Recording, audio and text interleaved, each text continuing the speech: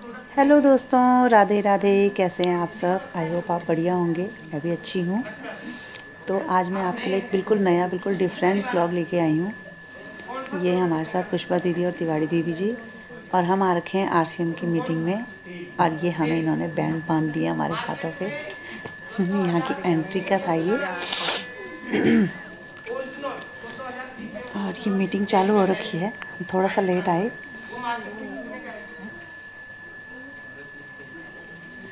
Seminar बोलते हैं इसे।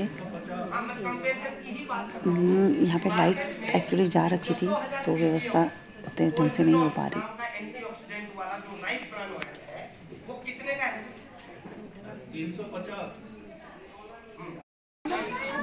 चलो बुला रहे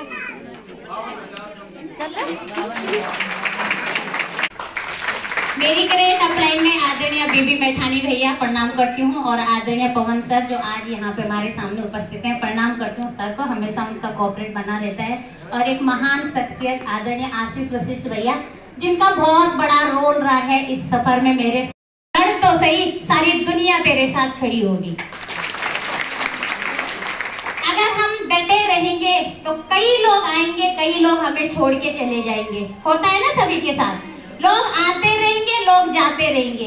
लेकिन अगर आप टिके रहे ना, तो आप भी कामयाबी तक पहुंच सकते हैं। जज्बा होना चाहिए खुद टिकने का। बस आज हम यहाँ सीखने आए हैं। और रिस्पेक्टेड अग्रवाल सर हमारे बीच में आ रहे हैं, तो मैं भी स्पेशली उनको सुनने आ रही हूँ। और एक बार दोबारा थैंक यू करती हूँ भैया को। मेरे पास तो कुछ शब्द ही नहीं होते भैया। प्रणाम। जय राधे। खुश हैं सभी? आने वाले 90 मिनट इस हॉल के अंदर रहिए। मैं विश्वास दिलाता हूँ कि आप आए हो मेहमान बन करके और जाओगे महान बन के। विश्वास है? साथियों, अभी तक जितने भी मेरी बहन क्लास फैमिली से हूँ, हरियाणा में एक डिस्ट्रिक्ट है कैथल, पहले कुरुक्षेत्र था, अभी कैथल है, वहाँ से मैं बिलोंग करता हूँ। और मैं इतना सौभाग्यशाली हूँ कि मैं +2 में पढ़ रहा था, पेपर दे करके गांव में आया, तो ग्रीफ में असिस्टेंट इंजीनियर बीआरओ में मेरे ब्रदर थे, ताऊ जी के बेटे। उन्होंने बोला, पवन क्या कर रहा है? मैंने कहा, भाई साहब +2 के पेपर दिए हैं। बोला, तू बाद में बोलेगा मैं पेंशन आ जाऊँगा, तेरे को मैं भर्ती करवाता हूँ। और आपका उत्तराखंड स्टेट नहीं बना था। पिथौरागढ़ में मैंने 3.5 साल, क्योंकि उन मुश्किलों के बाद ही आपकी खूबसूरत जिंदगी आपका इंतजार कर रही है। पुराने जमाने में हम लोग सुना करते थे, या आप लोग पुरानी फिल्मों में, मूवीज में देखते हैं कि ऋषि मुनि जब यज्ञ करते थे ना, तो बाधाएं आती थी। आपने कभी ऐसा सुना कि शैतान यज्ञ कर रहे बाधाएं आती? शैतान की जिंदगी में बाधाएं नहीं आती। लेकिन जब कोई ऋषि मुनि यज्ञ करता है तो बाधाएं आती है। तो अगर आपके जीवन में बाधाएं आ रही है, तो परमात्मा को धन्यवाद दीजिए कि उन्होंने ऋषि मुनि के रूप में आपको जन्म दिया है। छत्तीसगढ़ से आपके बीच हूं। कितने लोग मुझसे पहली बार मिल रहे हैं फिजिकली? काफी लोग मुझसे पहली बार मिल रहे हैं। सबसे पहले तो मैं सुदेश जी को बहुत बहुत धन्यवाद अदा करना चाहूंगा, जिनकी वजह से आज मैं आपके बीच में यहां पर हूं। तो हम सब मिलकर एक बार शुक्रिया अदा करें सुदेश धीमान जी। बहुत ही शांत व्यक्तित्व के धनी है और दिल से बहुत अच्छी है। और मैडम भी आज यहाँ पर बैठी। पूरे देश में आज प्रोग्राम्स होते हैं। आज इनकी टीम उत्तराखंड से बाहर भी फैल चुकी है। कई जगह पर इनको बुलाया जाता है, ये जाते हैं और इससे भी ज्यादा लोगों के सेमिनार ये लेते हैं। मगर फिर भी अगर आज ये यहाँ पर हैं, तो ये आपको एक स्पष्ट रूप से मैसेज देना चाहते हैं। इस लेवल पर भी अगर ये यहाँ हैं, तो ये मैसेज देना चाहते हैं कि अगर जिंदगी भर आगे बढ़ना है तो जिंदगी भर सीखते रहना जरूरी है। हम लोगों के पास ज्यादा ताकत, बिकॉज हम जब सड़कों से निकलते हैं तो हमारे लिए सड़कें जाम कर दी जाती है, ट्रैफिक रोक दिया जाता है। जब हम लोग सड़कों से निकलते हैं तो हमारे आगे पीछे बुलेट प्रूफ वाहन चलते हैं। हम लोग जब सड़कों से निकलते हैं तो हमारे साथ जेट प्लस सिक्योरिटी चलती है। हम जब कोई भी एक आदेश देते हैं तो पूरे राज्य की अर्थव्यवस्था में परिवर्तन आ जाता है, नया कानून बन जाता है। हेलो, किस गलत फहमी में भाई? आपकी ताकत जो दिखानी थी दिखा चुके हैं आप। अब अगली बार 5 साल बाद मौका मिलेगा। अब 5 साल तक तो आपको पुष्कर जी की ताकत देखनी पड़ेगी। क्योंकि मुख्यमंत्री के पास हमसे कई गुना ज्यादा ताकत है। क्यों है? क्यों है? क्योंकि हमारे पास जिम्मेदारी हमारे परिवार की है, उनके पास जिम्मेदारी पूरे राज्य की है। उसके पास जितनी ज्यादा जिम्मेदारी, उसके पास उतनी ज्यादा पावर, शक्ति। जिम्मेदारी बराबर शक्ति। ये पहला मंत्र मैंने जीवन में जब सीखा तो मेरी जिंदगी यहां से बदलना शुरू हुई। क्योंकि उसके पत्नी ने दुखी कर रखा है, पति ने दुखी कर रखा है, बच्चे ने दुखी कर रखा है, सास ने दुखी कर रखा है, यार हालात ही विपरीत है, किस्मत ही खराब है, भगवान पता नहीं क्या कर रहा है, सब उल्टा उल्टा ही हो रहा है। यानी कभी किसी को बिजनेस क्यों नहीं बढ़ रहा, अपलायंस साथ नहीं दे रहा। उसने बोला था 1 लाख चला के दूंगा, लाख चला के नहीं दे रहा। क्यों नहीं बिजनेस बढ़ रहा? सर मेरी टीम में सारे के सारे नमूने भरे पड़े, मीटिंग में बुलाता हूं आते ही नहीं है। यानी मेरे अलावा बाकी सब जिम्मेदार हैं मेरी जिंदगी में आगे मेरे ना बढ़ पाने के लिए। और जब तक यही ख्याल रहेगा तब तक आप आगे बढ़ भी नहीं पाएंगे। क्योंकि आपके अंदर का लीडर है कि उसको कोई टास्क मिले, और आप जब ये बोलते हैं कि जिम्मेदारी अपलाइन की, डाउनलाइन की, पड़ोसी की, मम्मी की, पापा की, बच्चों की, भाई की, बहन की, डाउनलाइन की, तो अंदर का लीडर बोलता अच्छा अभी मेरा नंबर आया नहीं है, ओके मैं हूं भी, अभी आएगा नंबर तो। हेलो, चल तो क्या ये ठीक रहेगा कि मैं आज आपसे कुछ पॉइंट्स शेयर करूं, कुछ बातें शेयर करूं, लेकिन उसके पहले क्योंकि बहुत से लोग पहली बार मेरे रायपुर में शिफ्ट हुए और मकान लिया कब था? अक्टूबर 2020 में। 2020 से कोई याद आता है? क्या बात है, कोविड-19 याद आता है। तो 2020 में कोविड-19 अपने पीक पर था और उस समय मैंने 2002 में शुरू कर दिया था जब मैंने आरसीएम ज्वाइन किया, और इसीलिए तो ये मकान मैं कोविड के समय ले पा रहा हूं। बहुत सारे धंधे बंद हो रहे थे जब कोविड के समय में, बहुत सारे लोग मकान बेच रहे थे, गाड़ियां बेच रहे थे उस समय। मतलब मुझे समाज सेवा करनी है, मुझे देश बदलना है। देश में जो अमीर और गरीब के बीच का अंतर है वो खत्म करना है, समाज में जो कुरीतियां कुप्रथाएं हैं वो खत्म करना है, हमारी शादियों में जो आडंबर है, जो दहेज प्रथा है, जो मिलनी की प्रथा है, जो भाग होते ही नहीं थे कि सबका काम चल सके, तो अपने बच्चों को खाना देकर एक माँ खुद भूखे रह जाया करती थी। ये माँ के त्याग और बलिदान की कहानी है। इस मन से मैं प्रणाम करना चाहता हूँ अपने माता पिता को, जिन्होंने अपनी सुख शांति की परवाह न करते हुए भी हमारी ख्वाहिशों की, हमारी जरूरतों का ध्यान रखा, हमें पाल पोस कर बड़ा किया, अच्छे संस्कार दिए, इस काबिल बनाया कि सभ्य समाज में आज हम भी सिर उठाकर जीवन गुजार पा रहे हैं। मुझे ऐसा लगने लगा कि जीवन में कुछ तो बड़ा करना है। ये गरीबी मुफलसी की जिंदगी, ये तकलीफ की जिंदगी, ये बेबसी और लाचारी की जिंदगी मैं अब और न जीऊं। समाज सेवा पूरी तरह से आप कर सकते हैं। अब घर की, परिवार की जिम्मेदारी मैं संभालूंगा। आप जो भी कमाएंगे आप समाज सेवा में लगाइए, मैं आपको उसके लिए नहीं रोकता, लेकिन घर में चलाऊंगा। 14 साल की उम्र बहुत ज्यादा नहीं होती, शायद आपको लग रहा होगा, बट जिम्मेदारियां जब सिर पर आती हैं तो व्यक्ति जल्दी बड़ा हो जाता है, जल्दी मैच्योर हो जाता है। हमने जवानी की मस्तियां नहीं देखी, हमने लड़कपन नहीं देखा, हम सीधे बड़े हो गए। और मैंने काम करना शुरू किया। सुबह 5 बजे से लेकर रात 11 बजे तक का मेरा रूटीन था। मैं सुबह 5 बजे से काम शुरू करता था और सुबह सुबह LIC का काम तैयार होकर नहा धो करके मैं 5:30-6 तक घर से निकल के 6:30 तक गांव में पहुंच जाता था इंश्योरेंस का काम करने के लिए, क्योंकि फिर गांव के लोग अपने अपने खेतों पे निकल जाते थे या नौकरी पे निकल जाते थे, तो उससे पहले मुझे उनको मिलना होता था। तो वो करके और लगभग 100 किलोमीटर का सफर ट्रेवल करके वापस में 9, 9:30, 10 बजे तक वापस आ जाता था। फिर दिन भर आलू प्याज की सप्लाई का काम, दोपहर का भोजन 3, 3:30 बजे करके फिर शाम की वसूली के लिए निकलता था। फिर रात को हिसाब वगैरह मिला के 10-11 बजे तक मैं सोता था। फिर अगले दिन सुबह से वही रूटीन शुरू हो जाता था।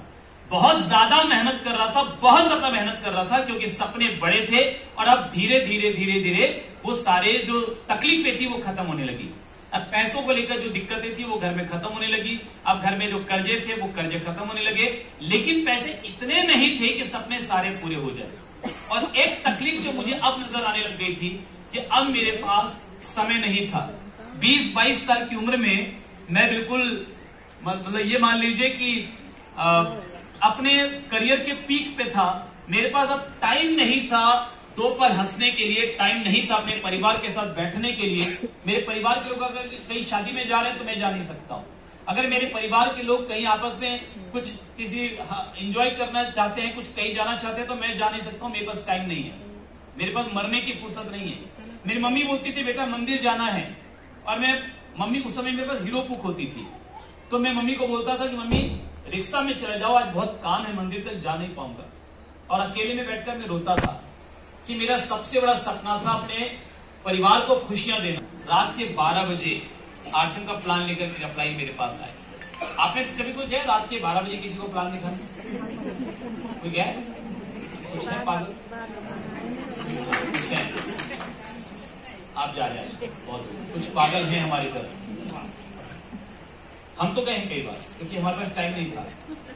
जब मैंने आरसीएम को बिल्ड करना शुरू किया, मेरे पास वर्तमान काम चल रहा था, रूटीन मैंने बता दिया 5 से लेकर रात को 11, और उसको डिस्टर्ब नहीं कर सकता था। तो कई बार ऐसा होता था कि रात को 10 बजे निकले किसी गांव की तरफ, 12 बजे पहुंचे, प्लान दिखाया, 2 बजे वापस बैठे, और 4 बजे बाइक से घर पहुंचे वापस, और फिर 6 बजे नहा धो के वापस 1 घंटा रेस्ट किया, निकल पड़े फिर से। इस तरह कई लोग शिकायत करते हैं टाइम नहीं है, कैसे करें, करना तो चाहते हैं, आप नहीं करना चाहते हैं। फालतू खुद को धोखा मत दीजिए, जिसको करना होता है उसके लिए रास्ता निकल आता है। बैठकर टाइम पास करने से फायदा नहीं। कई बार लोग मुझसे आकर के पूछते हैं सर हमको कोई हल बताइए ना, कोई रास्ता बताइए, कोई हल बताइए, हमारे पास टाइम नहीं, हम करना चाहते हैं। मैंने कहा क्यों करना चाहते हो? नहीं, बच्चों से प्यार करते हो, उनको अच्छे स्कूल में भेजना है, हमको घर अच्छा बनाना है, माँ बाप की सेवा करनी है, हमको घूमना एंजॉय करना है। मैंने कहा तुमको सच में हल चाहिए? बोला हाँ सर हल बताइए ना। मैंने कहा हल तुमको नहीं चाहिए, सोच लो, अगर हल मैं दूंगा तो चलाना भी तो पड़ेगा।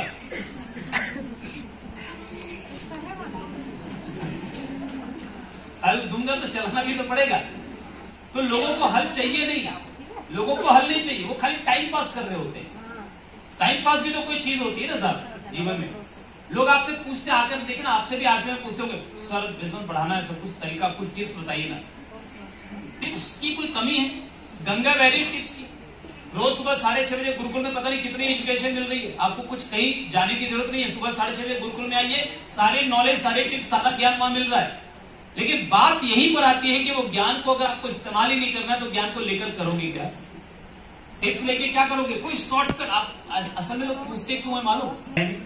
उस जमाने बोले ये 1400 का कपड़ा तूने खरीद लिया, मैंने अभी तक तो खरीदा नहीं है। बोले मान ले तूने खरीद लिया। मैंने कहा अच्छा ठीक है खरीद लिया।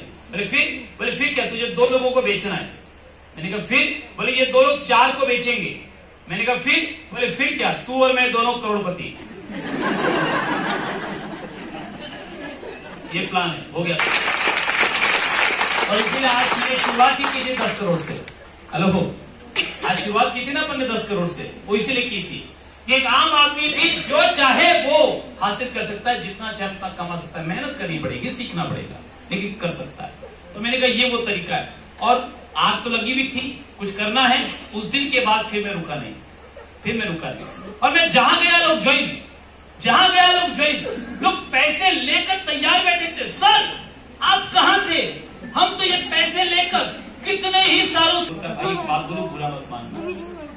अब जब कोई सामने से बोले ना बुरा मत मानना, आप समझ जाओ कुछ ऐसा ही बोलने वाला है जो बुरा ही लगने वाला है। ये तो भूमिका बना रहा है वो। मैंने कहा बोल भाई।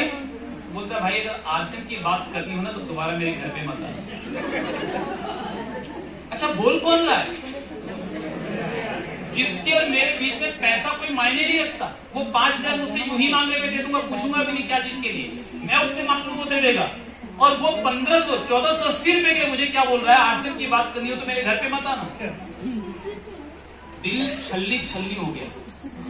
तो मैंने उसको बोला भाई तेरे घर पे आऊंगा, आज के बाद तेरे साथ आरसीएम की बात नहीं करूंगा। और मैं गया सीधा प्लान के बाद। मैंने कहा सर मुझे चलता रहेगा। फिर मैंने दोबारा काम शुरू किया, फिर लोगों का प्लान दिखाया, फिर किया। धीरे धीरे एक दिन सफलता तो मिलती है। रिजेक्शंस पे अगर आप घबराते नहीं है, रुकते नहीं है, छोड़ते नहीं है, तो एक दिन तो रिजल्ट आता है। तो रिजल्ट आया। और जितनी बार मेरे पास पैसा आता था, जब पैसा आया, बढ़ते क्रम पर आया, मैं मिठाई लेकर उसी दोस्त के पास जरूर गया, क्योंकि दोस्ती मैंने तोड़ी नहीं थी। हर खुशी को उसी के साथ सेलिब्रेट करता था। तो जब न्यूट्रीचार्ज की तरफ से मुझे स्विट्जरलैंड का टूर मिला, स्विट्जरलैंड। अच्छा आप में से कितने लोग हवाई जहाज की सैर कर चुके हैं? कर चुके। अच्छा अब ईमानदारी से बताना, जिसका मन ना हो वो मत हाथ खड़ा करना। मेरा रिक्वेस्ट आपसे प्लीज, कितने लोग सच में अपने पूरे परिवार के साथ हवाई जहाज में बैठकर किसी सुंदर सी जगह पे घूमने जाना चाहते हैं? पक्का पक्का। चलिए, अच्छा, इंटरनेशनल फ्लाइट पे कभी गए? जो गए हमको मालूम होगा, जो नहीं गए उनको मालूम पड़ जाएगा जब आप जाएंगे। आरसीएम के साथ चलते रहिए, आरसीएम आपको पूरी दुनिया घुमाएगा, चिंता मत कीजिए। मैं जब स्विट्जरलैंड पहली बार गया, अभी तक क्या मुझे मालूम था कि हवाई जहाज में मोबाइल काम नहीं करता, एयरप्लेन मोड पे रखना पड़ता है या स्विच ऑफ करके रखना पड़ता है, राइट। जब स्विट्जरलैंड की फ्लाइट में मैं बैठा, मुझे पहली बार मालूम पड़ा कि यहाँ सैटेलाइट वाईफाई है। सैटेलाइट वाईफाई मतलब जूम कॉल कर सकते हैं, व्हाट्सएप कॉल कर सकते हैं, फेसबुक कॉल कर सकते हैं। मैंने कहा मजा आ गया, अब कॉल करेंगे किसको? समझदार है आप, बड़े समझदार है आप। तो मैंने उसको कॉल किया, मैंने कहा और भाई क्या हाल है, कितना लाइन कितना वर्ड, और भाई क्या हाल है, 5 शब्द। अगले आधे घंटे तक वही बोलता रहा, पूछ मत भाई, हालत खराब है, गवर्नमेंट जीएसटी ले आती है, किसी के समझ में कुछ नहीं आता, पोर्टल काम नहीं करता, खुद वकील के समझ में नहीं आ रहा, income tax officer GST officer के समझ में नहीं आ रहा क्या क्या कानून है, कोई मशीनरी अच्छी नहीं, कोई व्यवस्था अच्छी नहीं है। इसके अलावा अगल बगल में 5 दुकानें और खुल गई है, मार्जिन काट के बेचते हैं, गला काट प्रतिस्पर्धा हो गई है, ग्राहक किसी का सका नहीं रहा, कभी हमारे पास देता है, आप रो रहे हो उनके सामने जाकर, क्या मिल जाएगा, क्या मिल जाएगा? उस सहानुभूति की जरूरत नहीं है हमें।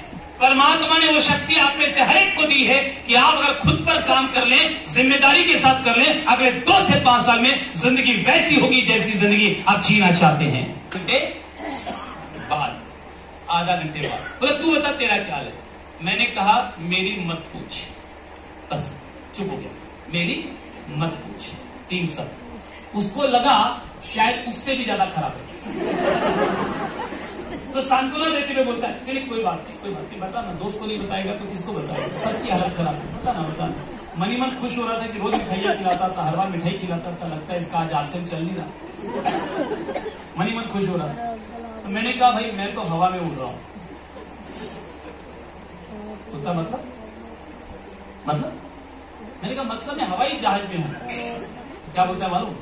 सचिन भाई बात बता, बेवकूफ बनाने की तेरी आदत जाएगी नहीं? मैंने कहा भाई मैंने कब बेवकूफ बनाया? बोले तो क्या मेरे को मालूम नहीं है हवाई जहाज में मोबाइल काम नहीं करता? तो मोबाइल में बात कर रहा है और मेरे को बोलता हवाई जहाज में, बेवकूफ समझ रखा। मुझे हंसी आ गई, लेकिन हंसी को रोककर मैंने बोला भाई तुझे मालूम तो बिल्कुल ठीक है, लेकिन तुझे जो मालूम है ना वो डोमेस्टिक फ्लाइट का मालूम है। मैं इंटरनेशनल फ्लाइट पे हूँ, स्विट्जरलैंड जा रहा हूँ, इसमें सैटेलाइट वाईफाई है। तुझे यकीन नहीं आता तो गूगल में सर्च मार के देख ले। तो क्या बोलता है मालूम? अरे और सचिन भाई तुझे किस्मत वाला है, हम यहाँ मर रहे हैं और तू बढ़िया ऐश कर रहा है, एंजॉय कर रहा है। मैंने बोला कुछ नहीं, मनी मन बोला कि बेटा किस्मत वाला बनने का मौका तो मैं तेरे पास भी लेकर आया था, और तूने क्या बोला? तूने क्या बोला? आरसीएम की बात करनी हो तो मेरे घर पे मत आना, तो तेरी सजा यही है जिंदगी भर की, तू मेरी कामयाबी की मिठाई खाएगा। हम 3 भाई, जैसे मेरी फैमिली में बहुत सारे लोगों को आरसीएम में मैंने ज्वाइन करवाया। मेरे बड़े भाई श्याम अग्रवाल स्टार रूबी, जिनको मैंने ज्वाइन कराया, कोर लीडर स्टार रूबी है। छोटा भाई विकास अग्रवाल स्टार एमरल्ड है। मेरे साले शाह मिस्टर पवन राज मुंद्रा रायपुर छत्तीसगढ़ से, वो स्टार एमरल्ड है। मेरे एक मामा जी मिस्टर मुकेश अग्रवाल रूपनारायणपुर वेस्ट बंगाल से, वो स्टार पर्ल हैं। मेरे दूसरे मामा जी मिस्टर पवन केडिया झारखंड गिरडी से, वो एमरल्ड हैं। मेरे एक और साले शाह मिस्टर मनीष राज मुंद्रा बीकानेर राजस्थान से, वो पर्ल हैं। कौन कहता है परिवार के लोग आते नहीं? आते लेकिन शुरू में नहीं आते, वो आपकी कामयाबी को देख के आते हैं। मेरे घर में बहुत, तो हम तीनों भाई एक साथ रहते हैं, हम ज्वाइंट फैमिली में हैं, तीनों भाई मम्मी पापा के साथ रहते हैं, तो हमारी मिलाकर एक अच्छी खासी आमदनी आरसीएम से बन जाती है ज्वाइंट फैमिली में। तो जब पहली बार हमारा मिला के 50,000 रुपये आरसीएम से आया, मैं मिठाई लेकर अपने उसी दोस्त के पास गया। जब पहली बार 1 लाख रुपए आया, मैं मिठाई लेकर अपने उसी दोस्त के पास गया। जब पहली बार 1 महीने का 2। तो यहाँ पे सबने अपना इंट्रोडक्शन दिया, अपने बारे में बताया कि वो लोग कैसे जुड़े आरसीएम से और उन्होंने क्या क्या अचीव किया आरसीएम में जुड़कर। और मुझे सबसे ज़्यादा अच्छा यहाँ पे ये लगा कि लेडीज़ को बढ़ावा दिया जाता है, लेडीज़ को करने का मौका मिलता है कुछ करने का। हाउस वाइफ होने के साथ साथ वो कुछ कर सकती है अपने लिए भी, अपने सपने पूरे कर सकती हैं। और अच्छा लगा जब लेडीज़ अपने स्टेज पे अपने बारे में बता रही थी, तो बहुत अच्छा लगा मुझे। तो आप लोग भी RCM से जुड़िए और अपने सपने पूरे कीजिए।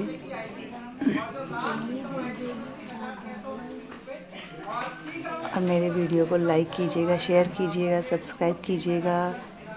Thank you. अगर वीडियो पसंद आए तो लाइक शेयर ज़रूर कीजिएगा। बाय बाय दोस्तों, राधे राधे। और कौन कौन RCM से जुड़ा है या कोई जुड़ना चाहता है तो बताइएगा ज़रूर। राधे राधे, जय श्री राधे।